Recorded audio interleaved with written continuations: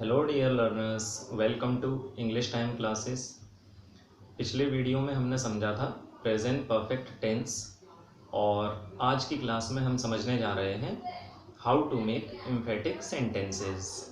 इसके लिए आपको कोई स्पेशल रूल्स और स्ट्रक्चर को फॉलो करने की ज़रूरत नहीं है, बस 2 या 3 छोटी सी ट्रिक्स हैं, उन्हें आप समझ लें तो आप एम्फेटिक सेंटेंसेस को क्रिएट करना आसानी से सीख सकते हैं। So let's begin. एम्फेटिक का मतलब होता है ज़ोरदार, प्रभावी या दबाव डाला हुआ।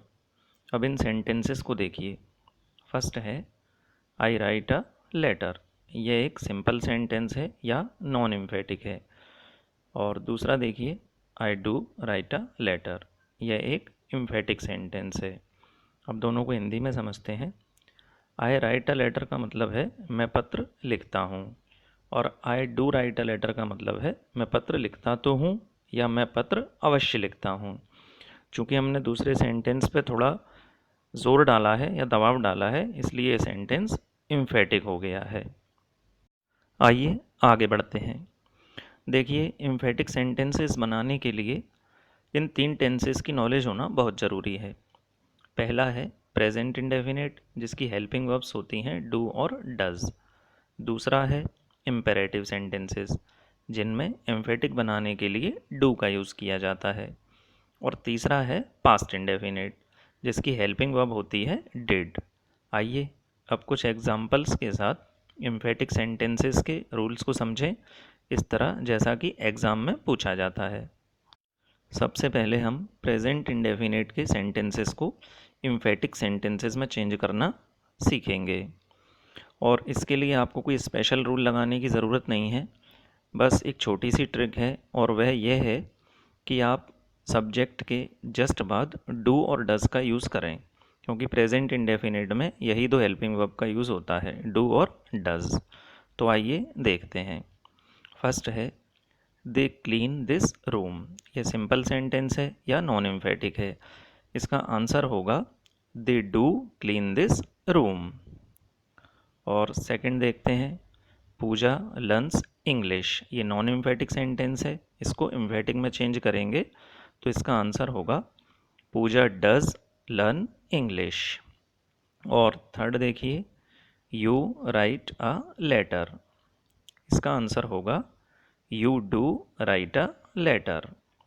नंबर फोर्थ देखिए, ऋषभ हैज़ अ नोटबुक।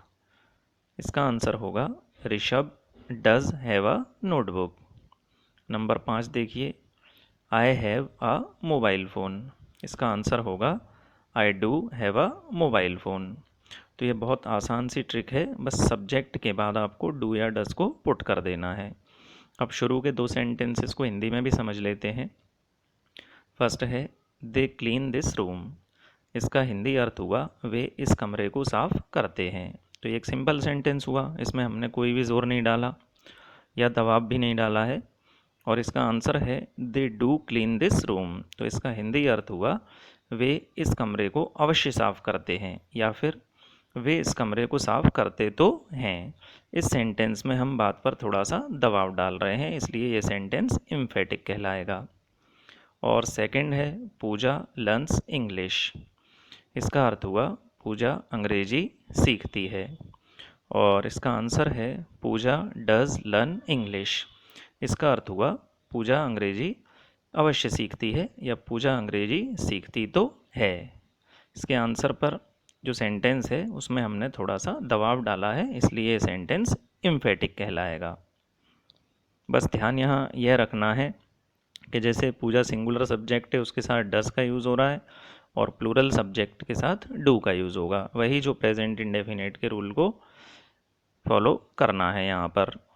और सेकंड सेंटेंस है, जैसे इसमें क्वेश्चन में लर्न्स है पर आंसर में हमें लर्न करना पड़ेगा, क्योंकि हमने इसमें डज का यूज़ कर दिया है। आइए अब पास्ट इंडेफिनिट के कुछ एग्जांपल्स को समझ लेते हैं। फर्स्ट है मनीष बॉट अ टॉय। यह एक नॉन एम्फेटिक सेंटेंस है और इसे एम्फेटिक में चेंज करेंगे तो इसका आंसर होगा Manish did bye a toy.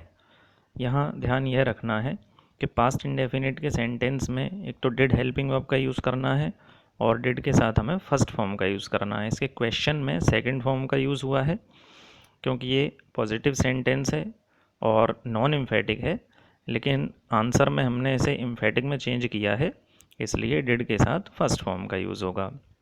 और सेकंड है रजत वेंट देयर, इसका आंसर होगा रजत डिड गो देयर।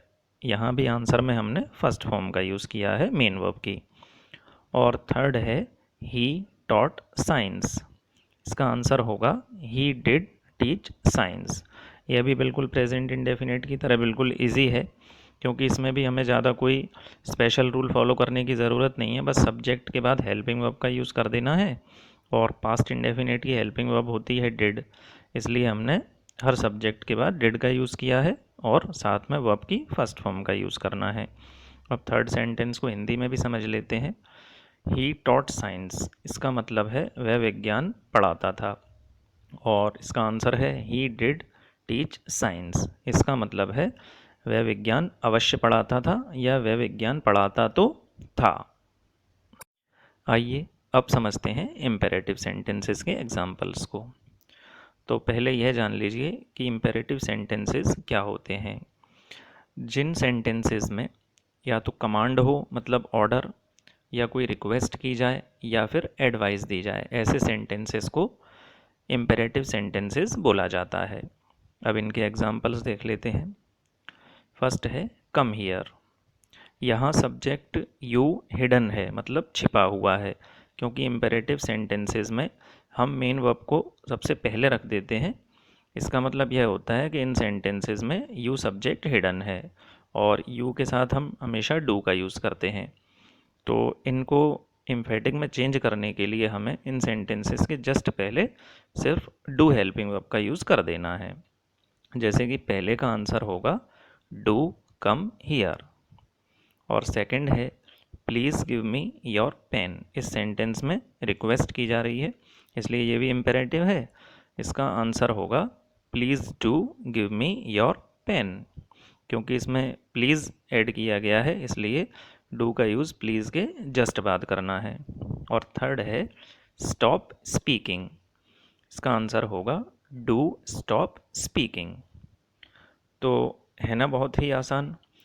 इस प्रकार से आप एम्फेटिक सेंटेंसेस को बिल्कुल इजीली बना सकते हैं।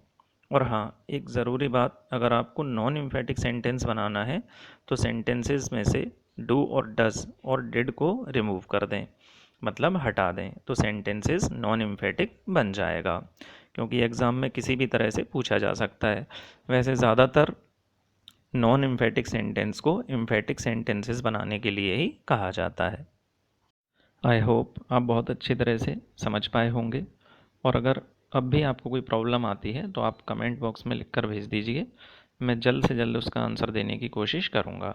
इनकी प्रैक्टिस के लिए आप अपनी टेक्स्ट बुक या वर्कबुक का यूज़ कर सकते हैं, उसमें से कुछ सेंटेंसेस आप सिलेक्ट कर लें और फिर उन्हें एम्फेटिक बनाने की कोशिश करें। चैनल को सब्सक्राइब कर लें ताकि अगले वीडियो की इन्फॉर्मेशन आप तक पहुंच सके। और हाँ, वीडियो को अपने फ्रेंड्स के साथ शेयर करना बिल्कुल ना भूलें।